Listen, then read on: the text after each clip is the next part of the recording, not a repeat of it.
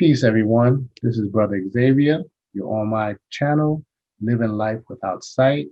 And we're here with Shakirah Moore, a holistic practitioner, an iridologist, and she also happens to be my niece.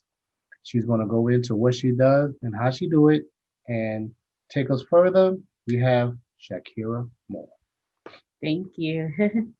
Peace, family. I'm so happy to do this right now.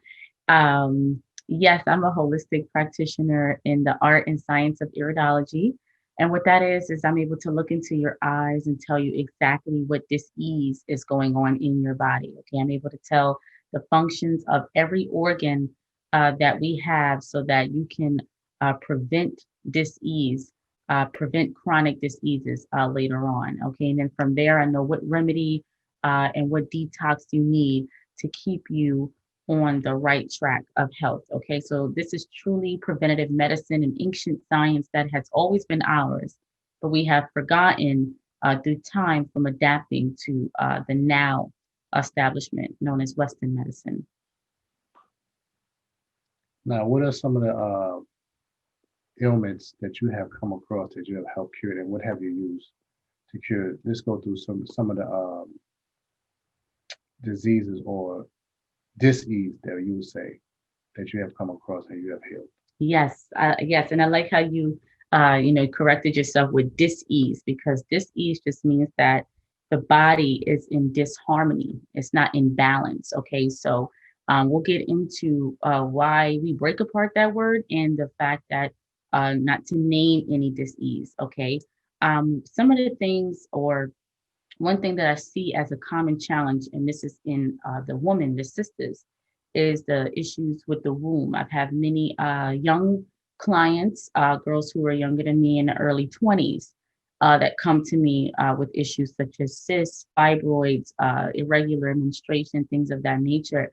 And one sister I was working with, long story short, she went to her doctor in the beginning. The cyst was small. The doctor said, "Don't worry about it. It's not a problem now." Okay, but the issue is with doctors, they follow. It's called the wait and watch method, and this is an actual method that they follow in the medical establishment. Wait and watch method means that uh, they'll wait, they'll see the disease forming, they'll see the tumor, whatever forming, but they won't do anything. They'll say, "Let's wait and watch it." Okay, they don't have a remedy to stop it when it's in its early stages. So then once it gets out of control, that's when they say, okay, the only choice is surgery. So what happened with this sister is that it was 1 centimeter with the cyst, then it became 5, and they wanted to do immediate emergency surgery. And a lot of people, especially young people, are they're afraid of surgery. They never had it before. They're like, this is not what they want to do. She came to me and I told her, if you follow this regimen, if you stick to the herbs that I give you and different things that I'm going to set for you, that it will shrink. You'll notice it shrinking, within 3 days. And it was less than 6 weeks, she came to me and said that she went to her doctor for a follow up, and the cyst was completely gone. So this is powerful that to know that at such a young age, she knew that she can heal herself if she follow the natural path of medicine. Okay, there was no need for surgery. There was no need to invade her womb to take out a cyst. Where if you study the body, if you remove a tumor or a cyst surgically, it'll grow back because you didn't get to the root cause of the problem. So we got to the root cause, and it completely disappeared. So this is some of the main issues that I see dealing with the womb is the cysts, the fibroids, the ovarian cancers, different things, and I know how to work with the sisters and all people as well, men and women included. But that's just one of the main issues that I see with the disease challenges. How did you get into this? What inspired you to start this path that you're on now? Oh, I love telling this story. Okay, so I didn't know. Honestly, did not know that this is would be my path at all. You asked me in my early 20s, I'd like, this is a dream to me. But when I started to change my lifestyle when I was 22, I started to study uh, people like Dr. Sabi of different eating and first when I went vegan, it wasn't just for health; it was for physical. And when I started to study that this is how we're supposed to eat, this is how we're supposed to live, I'm like, wow, this is going to be for a lifetime. So then, as I started to change my lifestyle, other people started to gravitate towards me, like, wow, how do you do this? How you doing this? And I'm helping all these different people. I'm showing them how to put lemon and lime in their water and the different things. And they're like, I'm like, wow, this is what I'm supposed to do. It's supposed to help people with their health. And then, but I still was unsure. And then wasn't until my mother told me a story of how she went to an iridologist. And when I was two, she went for herself, and she had this pain, this excruciating pain that she went to the doctor. The doctor just gave her pain medication, and this pain been there for 2 weeks in her stomach, her upper stomach. And it wasn't in 2 minutes into the iridologist chair, and he told her, you have gallstones. And she's like, oh my goodness, well, what is that? And he named all the different things, what causes it. So she's like, wow, that's right on what I eat. So he gave her a remedy, and two days later, she passed the stones and the pain was gone. So that story, and I was about 23 when she told me that story. That story wowed me, and I was like, "What?" Like he looked into your eyes and be able to tell you, like something that the medical doc. I was like, "Oh my goodness!" So immediately, I started looking into how I can, go to school. So I went to school. I signed up. I completed school. I got my certification. And from there, I just took off. Just wanted to spread the knowledge and the wisdom of iridology, and that this is a science that's thousands of years old, that we always used to use as a people. We use the eyes, we use the nose, we use the face, we use the hands, different body parts to reveal dis-ease. So that's been my mission ever since. And it's going on about 4 years now on this mission. Has anyone personally connected to you, inspired you? Anyone in your personal circle has inspired you to do this? Or Oh, yes. Yes. I can honestly say this path was no mistake. Um, Even when I was a child, my grandmother, your mother, yes. she loved iridology, and I didn't find that out until maybe a little bit after I signed up or I went to school. She loved iridology. She loved herbalism.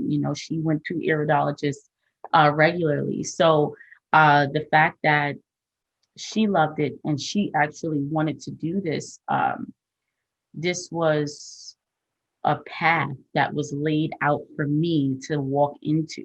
And when I think about it, I was like, wow, like it's just that powerful, that to understand that nothing happens by mistake.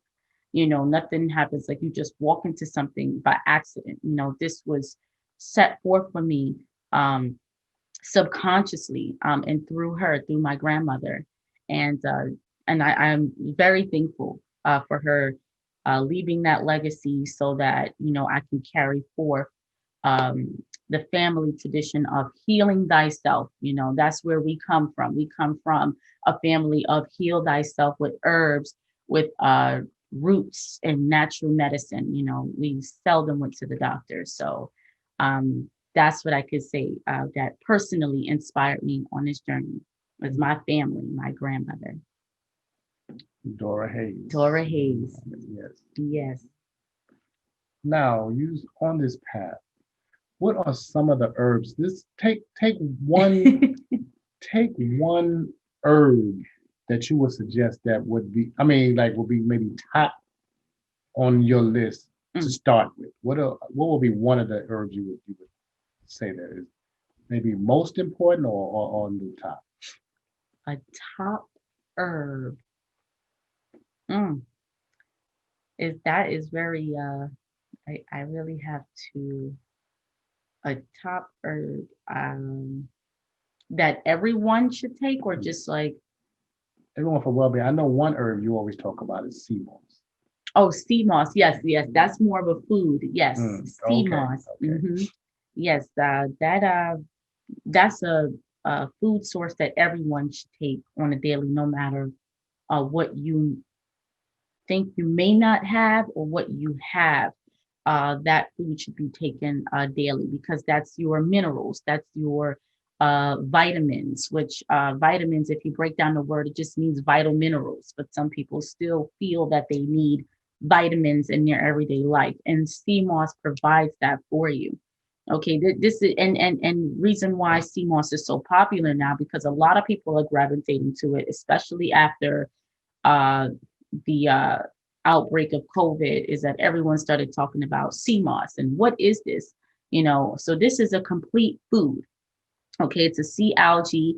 Has 92 out of the 102 minerals that we have in our bodies already. Okay, and what you're doing every time you eat sea moss or intake sea moss, you're putting those minerals back. We lose a lot of minerals from the food that we eat, from the food that we're not eating, different environmental factors, different pollutants that take away our minerals as well. So you want to have sea moss on a daily to keep your mineral intake high. That's your calcium, your magnesium, phosphorus, all of these different minerals, all of the elements of the periodic table you have inside of you. And that is what's in sea moss. And when you combine it with bladderwrack and burdock, it is a dynamic effect. And that's what I do with my blend, which I have in my full online herbal store.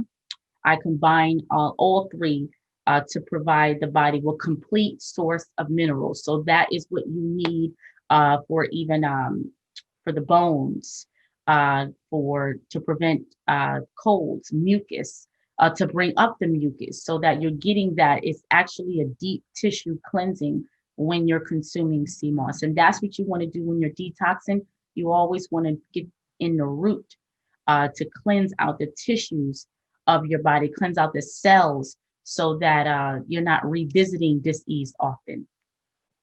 Very good.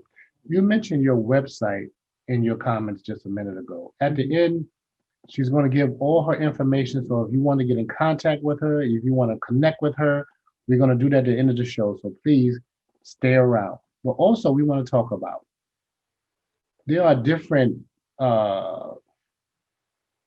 foods that we can eat. Now, I know you're a vegan, and everyone out there may be not ready to be a vegan. What are some of the things we can eat and some of the foods we can stay away from to put us on a better path? Okay, okay. Well, what I like to say, and this is even to my clients and anyone who comes to me, is I don't really subscribe to the word vegan, because vegans can eat whatever they want, as long as it's no meat, no dairy. Oreos are vegan. I say Pop Tarts are vegan. So I created a term called lifetarian, and what that is eating foods that provide you with the source of life. You want to life feeds life, and that is the key to eating a life foods diet. Okay, so some of the foods that you can begin incorporating is life bearing fruits. That's your fruits, your vegetables, your grains, your nuts, your seeds, ancient grains such as spelt flour, kamut, amaranth, all the grains that Dr. Sabi has suggested for us. And you're not eating like a rabbit. I trust and believe. I want all the listeners and the family to really understand and understand that you're not eating like a rabbit. There has been many of pioneers in this life foods lifestyle that have created phenomenal cookbooks that can turn a mushroom into chicken, that can turn nuts into cheese. Okay, so it's not about switching over and it'll be boring. A lot of people feel that, oh, I won't have a lot of options. Uh, you have to know where to go and what to find, and where to seek these different recipes that you can incorporate and you can still eat life-bearing food. So there's many a different cookbooks out there that has beautiful and tasty plant-based um, dishes that you can still eat well and still enjoy what you're eating. Okay, all the foods that we eat now, I say you can turn into plants, into a plant-based lifestyle. Okay, so that's the key. The number one thing that I would definitely say when anyone's transitioning to stay away from is the refined foods. Okay, that's the main food that is destroying us. Okay, it doesn't belong in the body. It actually robs you of your minerals, and that's your white sugar, your white flour, your regular salt. Your white rice, all of these different foods rob the body of important nutrients and minerals. Okay. Um, so that is key to stay away from is the white foods. Okay. It causes cancer, it causes neurological issues. And we don't notice these things at first. And that's the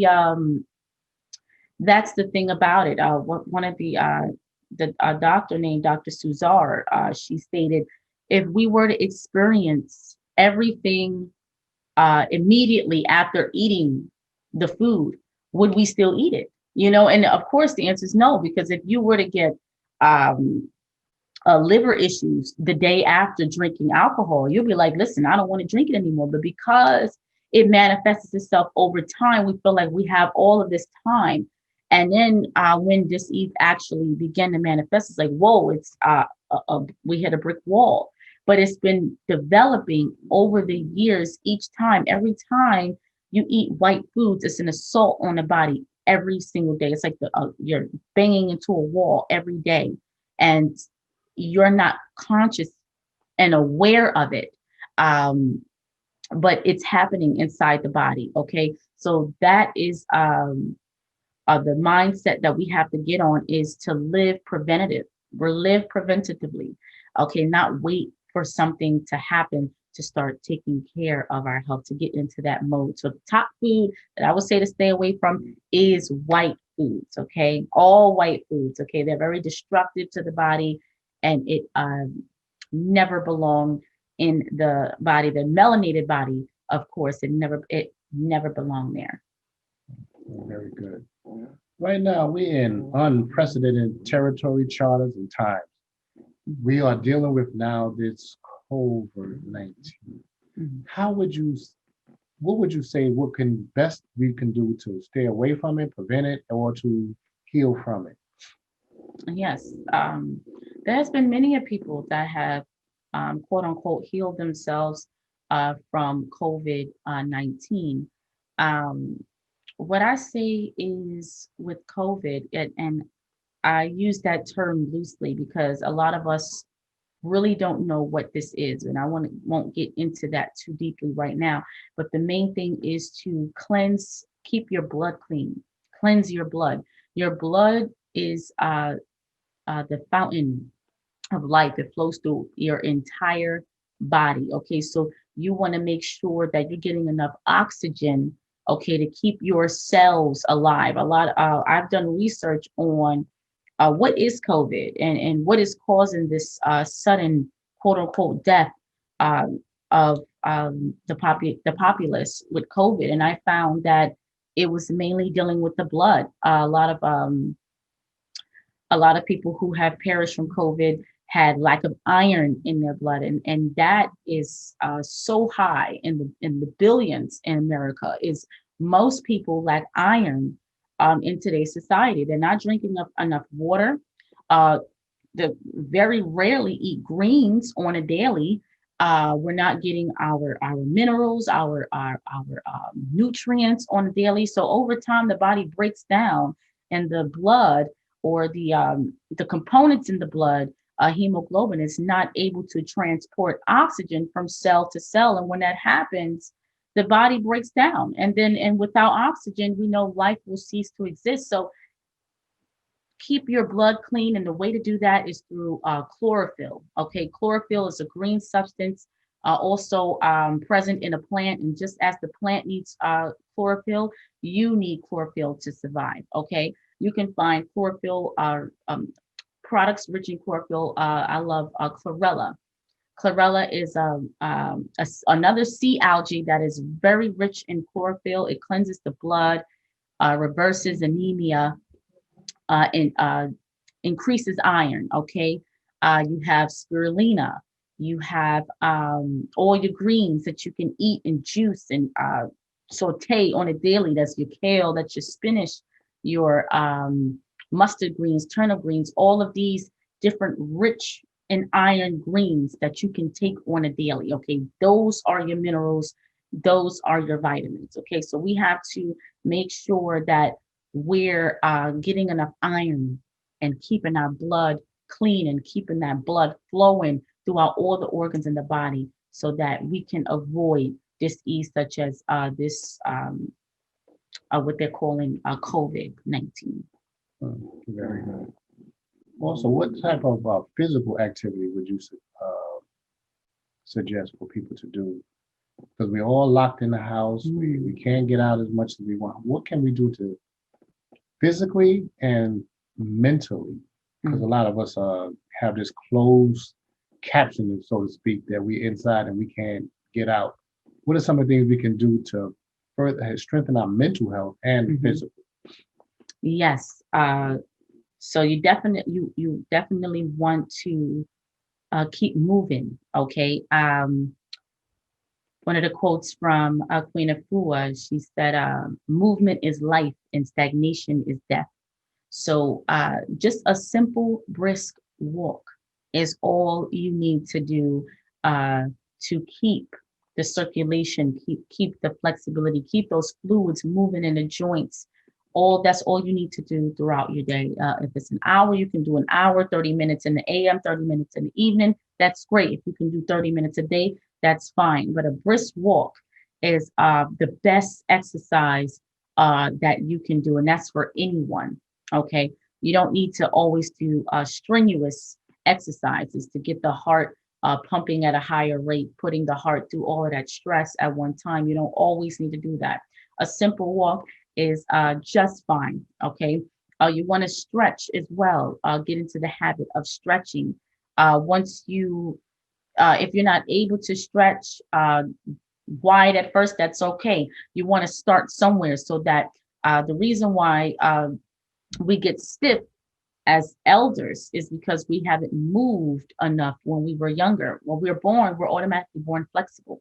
So we lose it through stagnation. Okay. So to get that movement back in those fluids moving, it's called synovial fluid, moving through the joints so that you can begin moving again. You want to stretch. And then after the stretch, you want to take a nice walk. So that is key to get some physical exercise on a daily. Okay.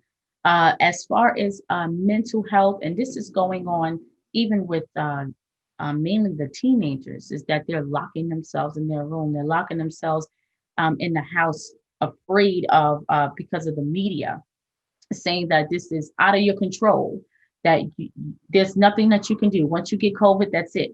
The key that I would say right now for mental health is to what I do is there's a lot of different reads on Audible.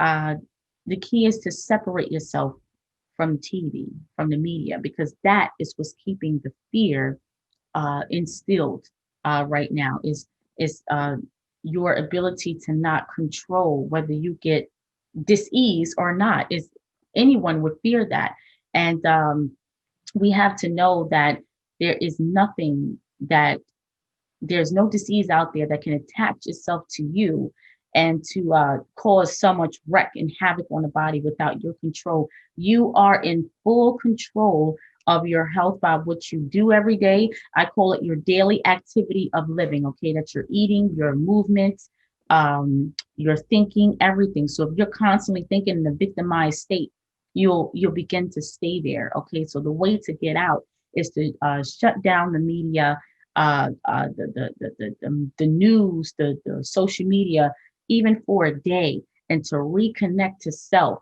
Okay, so that you know that you are in control. Okay, we'll get into the whole germ theory, and this is where it's COVID stem from, is the germ theory. So we'll get into that as well. But that is the key, is to reconnect back to who you are by shutting down what's causing the fear, and that is the media. So a nice a book on Audible.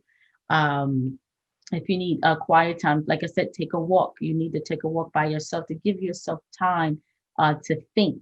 Okay, give yourself time to reconnect. That is the key for one of the keys of mental health. There's so much more, but that's one of the keys. What about meditation and aromatherapy? How do you feel about that? Yes, meditation is vital for us to do in our daily lives. Um, and there's different forms of meditation. There's different forms. If you're new to it, I wouldn't expect a person to do 45 minutes or an hour. To The meditation is simply quieting the body. It's relaxing the body. So relaxing the body and quieting the mind, so that you're allowing new energy, new vibration to enter the body. Okay. Now you don't want to um, throw away the mind, because the mind is there because of what you put there. Okay. A lot of times we get confused that we want to throw away the mind. We want to throw away the thoughts that we have, and just start all over. That is what you want to do, is you want to listen to all those thoughts that you have at that moment, and begin to understand how it got there and what you can do to reverse it over time. And you reverse it over time through your daily habits. One meditation is not going to destroy those thoughts. Okay. The key is to connect the mind with the heart, so that the heart will combine and have a copulation with the mind, so that the body, the two will begin to understand each other, and you'll begin to walk the path that uh, you've always wanted to. Or the things that the heart say, the mind may not say, the mind may not pick up at first. So this is a daily practice. One of the meditation is like us reading an audible, listening to an audible book um, for about 15 minutes. You can listen to soft jazz during a meditation in your beginning stages. Even if you can quiet yourself and get into a quiet space with nothing, no distraction for 5 minutes of you've done your job for the day, okay? And then you just gradually increase though that time to 5 minutes, 10 minutes, 30 minutes, until you master that copulation between the mind and the heart, okay, to get to understand why those thoughts were there in the first place, why you have certain habits that may be destructive in the first place, not to silence it, but to understand it. And that's what meditation is. It's an understanding of where you are now, and enjoying the presence of the presence, I like to say. So that is very vital to do for mental health. Aromatherapy, you can include that during your meditation if you have a diffuser. There's different oils such as lavender, citrus, sage, peppermint, that automatically relaxes the nerve cells in the body once you start to have that aroma going throughout your environment during your meditation, or even during your everyday life. Okay, so these are specific oils that you can begin to incorporate in your practice of living in an environment, to create a happy environment. Pardon me. So these are certain oils like peppermint, lavender, citrus, sage, that you can incorporate in your beginning phases of introducing a new state of mental health. Very good. As you can see, I'm throwing out various topics to her, and she's Yes. and just at the top of her head, she's just spouting these things off. And when you get in contact with her and get in depth talking to her, you're going to see how deep she is. This is my niece, but I do look to her for my information, and she is very, very knowledgeable on many, many subjects as far as the body and the mind. So I'm very thankful. And this month is October. The actual day of this recording is October 21st, 2020. My niece, my sister, my brother came into town where we're celebrating my mother, her grandmother's legacy. And my grandmother, I mean, her grandmother, my mother, was a strong advocate for not getting vaccines strongly. She also had an article in the Final Call, which my niece has. I'm going to get it and I'm going to post it. But I want her to go into the dangers of vaccines, and everyone is now pushing this vaccine thing now that we're in this crisis. And she's going to go into vaccines as she knows. Yes. Um, I just want to put on the record, family, that I've never been vaccinated. I'm completely vaccine free. And I'm 27. And a lot of people feel that if you've never had a vaccine, that you'll be this sick ridden person, and that you're spreading disease to everybody. And as you can see, that is not true. I've never been vaccinated. Neither has my twin brother. And I can that is another a legacy that has been passed down from my grandmother. Um, it wasn't until my mother was pregnant with us that she started to read the book "Vaccines Are Dangerous" by Curtis Kloss, and it was because of my grandmother that she started to read that book. Um, a lot of people, we take our time with things. We don't want to do it right away. But my grandmother just kept saying, "Did you read the book yet? Did you read the book yet? Are you going to vaccinate the twins?" And you just listen to your mother. And she said, "I'm not going to vaccinate them, because she always listened to her mother and trusted her judgment, but she wanted her to read it for herself so that she can see and feel why I'm telling you not to vaccinate." So all my grandmother said was, "Listen, if you're not going to read the book, just turn to the ingredients page." And after that, I think 2 minutes later, she's reading all of these horrible ingredients that's in vaccination. She said, "Oh, no way, I'm not going to vaccinate the twins." And that is how I can thank both of them, my mother and my grandmother, for not being vaccinated and ultimately saving my life. So I give thanks for that. I'm not here to tell anyone not to vaccinate. And that's what I always say. I tell everyone to do their due diligence and do the research for yourself. And it doesn't take a day, it doesn't take weeks to become an expert on the dangers of vaccinations. As I stated before, all my mother did was turn to the page of the ingredients and automatically was just scared and turned off by it.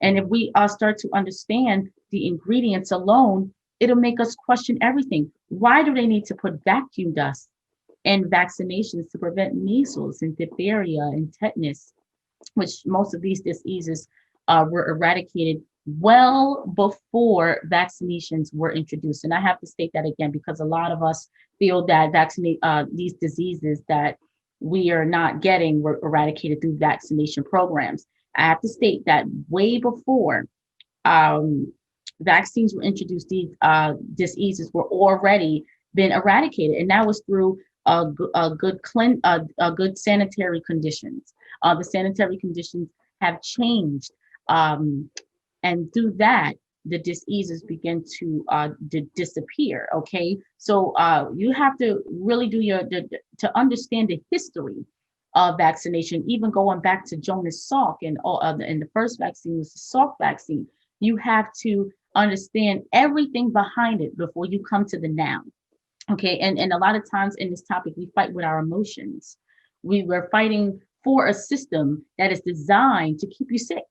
Okay, and vaccinations, and what I say is not the prevention of disease, but actually the introduction of disease. Okay, because you vaccinate a baby who has pure crystalline blood, and now you have all of these toxins. As I said, you have the vacuum dust, you have the aluminum, the mercury, formaldehyde, all of these different ingredients running through a pure baby's blood.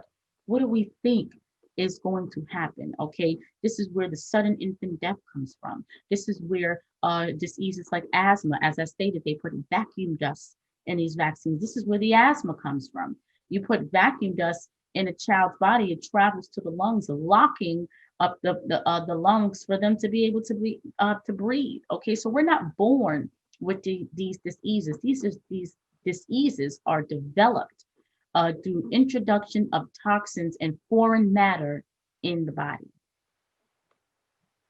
Very good. Now, what would you say if a person, if they come out with this vaccination, and what would you think would be in it, and what would we do to prevent taking it, or what would happen if we did take it? Well, I'm not sure what's going to be in it. What are some of The base of the ingredients that I mentioned already is the base of virtually every vaccination that is on the market. They claim that they took out mercury in the flu shot, but that doesn't mean that they took out the mercury in the other vaccinations. And what I find in family, I want us to begin thinking on a conscious level. I've had many people screaming, not getting the COVID-19 vaccine, definitely not getting that, just tweeting and it's everywhere. Well, and of course, even the flu shot. A lot of people saying they don't take the flu shot. But why are we not separating, not taking the COVID-19 and the flu shot with every other vaccination, as if every other vaccination is better and beneficial than the COVID or the flu shot? They are all in the same, okay? And when you begin to understand the body and how disease manifests, you understand that no vaccination can protect or prevent illness, okay? We have this idea, and this is the idea that the medical establishment that they're introduced to us, is that once you get vaccinated, you're immune to that disease that you've been vaccinated for, okay? And I'm saying to you now is that you're never immune to anything, okay? And we have to change that word immune system to defense system, okay? Because the body is constantly defending itself by what you feed it. So what I say is that every human being on this earth was born with a built-in military system, okay? You have your armies, as far as your white blood cells, your red blood cells, you have your lymphatic system, which is part of the defense system. You have your spleen, all of these different organs in your military system. And then I ask, what are you arming your military system with? What kind of weapons are you putting in your body to arm your built-in military system with? We can't arm it with sugar. We can't arm it with milk and dairy and processed foods and eating meat every single day. We have to arm it with the weapons that nature's weapons that has been put here for us to fight off disease. Okay, so if I travel to a new country, let's say if I'm traveling to Africa, before you travel to it internationally, you want to prepare your body for that fast, for that environment. You want to start to begin to fast. You want to start to take more herbal tonics and root tonics to defend the body. Now, when you step into a new environment, your body automatically has a shield, and then you can be around the sickest person, but you won't, quote unquote, catch anything. Okay, so that's the key, is to understand that we have to have our own medical system, and it needs to be based upon the defense system, the terrain theory. And I'm going to go into a little bit about that because I feel that this is right on topic. Go ahead. Is 10:40 a.m. As I said, we are focused on immunity. That vaccines provide us with immunity, and that comes from the germ theory. Is that a germ can cause disease in the body, and that is where all of our fear comes from. Is that we're wiping down everything. We're washing our hands 20 minutes and 20 minutes at a time, or 30 seconds. Make sure you wear your mask, okay, because the mask protects against germs. But it's not the germ that's causing the disease. There's germs, there's bacteria. That germs and bacteria, microbes have been around way before man. Okay, so how can such a small particle cause such wreck on the body? Okay, it's not the germ that caused disease. Okay, it is the host, the person that allows that germ to thrive in that environment. You have to have an already low disease body, a low disease unbalanced body for that germ to live and to thrive and to create that disease. Okay. So, and even the man that created the germ theory even recanted and admitted this himself, where he stole that idea. The guy Louis Pasteur stole that idea from someone else. He stole the germ theory from someone else and later recanted and said that he was wrong. It's not the germ, as I said, it's not the germ that causes disease. He said it's the person, the host, that allows the germ to thrive in their environment and when in your body. Okay, so if the guy who recanted, the one that introduced this germ theory to the entire world, if he himself recanted, why are we still following this method? Okay, so this is where the research, this is where we have to re-educate ourselves, because they're not going to. Okay, because if they came out with this information and said this, and now you have everybody vibrating off of, well, let me protect myself, let me eat fruits and vegetables, let me start to defend my body rather than being immune. There will be no need for hospitals within the next 5 years. There will be no need for hospice in the next 5 years. There will be no need for this entire medical establishment.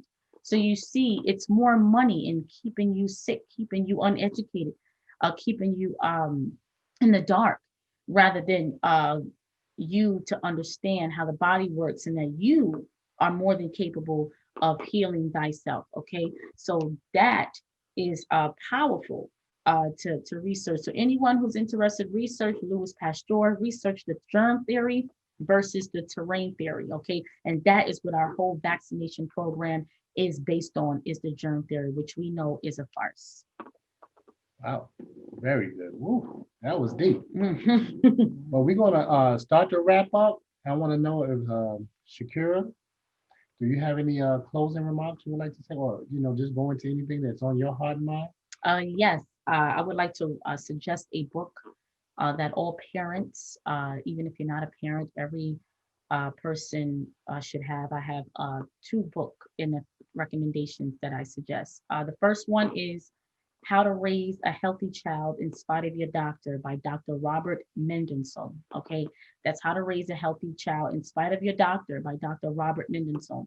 He was the first medical doctor to be against vaccinations in the 80s and late 70s. Okay, he wrote this book to educate parents and anyone of how to heal your child with natural remedies, things that we go to the doctor for, things that we get scared for on a daily, how to do it at home, how to ease that fear. After reading that book when I was pregnant, I no longer fear the fever.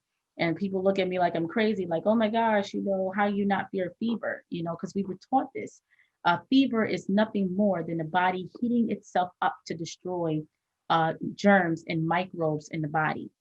Okay, what happens is the part of the brain will alert your defense system and say, okay, we have an overload of toxins. How can we have to get this out? And we know heat destroys anything in its wake.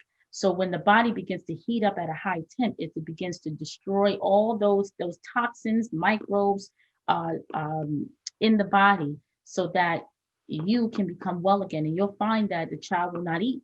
The child will not want anything. And we're forcing food, like, you got to eat. Where the child knows what to do. See, the child is closer to in nature than we are as adults. You're not supposed to eat when you're going through the healing phase, which fevers are a healing phase. Okay. And what happens is when a child has a fever, they won't eat for about a day and a half. And next thing you know, they're all jumping and they're running around. They're full of life. Why? Because they were healing. Okay. So we have to learn not to fear dis-ease such as fevers, ear infections, colds, headaches, all of these things that we go to urgent care for. Once you get that book and begin to empower yourself, you'll find that you will not run to the doctor as much. So that's How to Raise a Healthy Child in Spite of Your Doctor. Another book that should be on everyone's shelves, included all African peoples, is African Holistic Health by Dr. Laila Africa. That book is a complete guide to understanding health when it comes to our body. Okay, foods that will trigger the melanated human thing of vitamins that we need on a daily as African people. Okay, that book is a complete guide to all of that, different herbs that you can take, different reasons why disease manifests, and he really went into detail. So please support his family. As we know, Baba Africa has made his transition in March. He left such great knowledge for us. Okay, African holistic health should be in everyone's library before 2020. Okay, so that helps you to not fear any disease and any all of this madness that we got going on right now with forcing vaccinations and things of that. That book is vital to have. Okay, so that is what I have to say to leave you with, family, and to know if to understand that you are in full control of your health. Okay, as long as you defend yourself properly, you are in full control. So thank you so much for having me here and on your platform. I really do appreciate you. You're welcome. Thank you. And another book that I would like to recommend is How to Eat to Live, Oh, book 1 and 2. mm. Talk about fasting and what we should eat, what we should store in our bodies. And I thank you, my niece, Shakirah Moore. And how can one get in touch with you if they want to reach out? Yes. Oh, thank you. Yes. So I'm definitely on social media. You can follow me on IG at Holistic Hope. That's WHOLISTIC Hope. I am on Facebook. My Facebook page is Finding Your Beauty. And my website is www.holisticapalace.com. And I would like to say something really fast is that I do offer iridology consultations through Skype, okay, through Skype and Zoom. A lot of us, we feel that we need to be in person for specific healing consultations. What I say, my model is healing can take place anywhere in the world, including in the comfort of your own home. So what happens is you're able to send me pictures of your eyes. And what you do once you book a consultation, you'll be instructed on how to take your pictures. You send it to my email. I go over it in 24 to 48 hours. We hop on a call and I tell you everything there is to know about what's going on with your body. Okay, so that's iridology, virtual iridology consultations. I've had clients all over the world, including St. Lucia. I've had clients in South Carolina. So this is accurate, just as accurate as being in person. Okay, so you can book a consultation on my website, www.holisticapalace.com, or you can follow me on IG at Holistic Hope and click the link in my bio. And I'm also on Facebook, Finding Your Beauty. Xavier, on my channel, Living Life Without Sight. Thank you, and to see you next time. Peace. Peace and love.